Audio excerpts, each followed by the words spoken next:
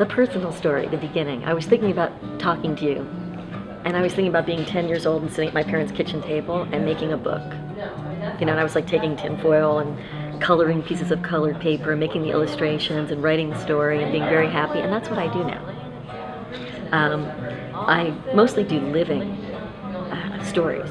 So I was trained as a journalist, and when they were telling us, like, if everything goes well, you'll be chasing fires at 4 o'clock in the morning, and I was like, really? I like people. I mean, I appreciate a good fire, but I really like people's stories and what makes people tick, and connecting that to other people, because I listen really well, and I think I talk pretty well. So I went from journalism school to reporting stories on stage. First thing I did was collected people's love stories. It's a pretty common event, but the details were fascinating, and I told those on stage. The next thing I did, I discovered a 17th century, 18th century female physicist in Italy when I was on a trip to Italy, who was the first female professor in Europe. And I was like, oh, this is a fascinating character. And being a journalist, I went to the library in Italy and got to look at her letters. 18th century correspondence, and this woman was like the Madonna of her day. She corresponded with like Isaac Newton, and Voltaire had a crush on her, and she had like 9 kids, and she loved her husband, and she was like awesome. But no one knew about it.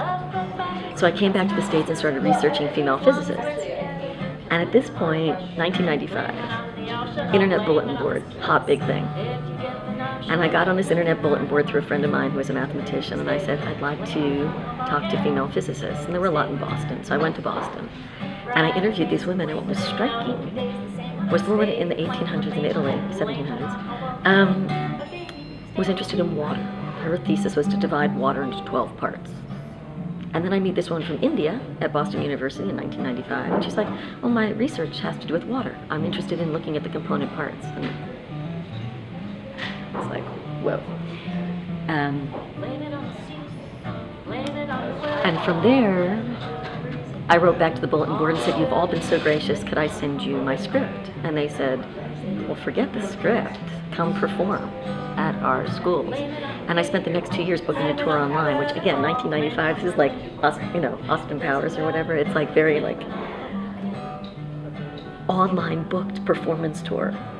No one was really doing this, and like that was amazing. And so I was bridging departments in universities, like the arts department, women's studies, science, and people were going, I've seen you on campus.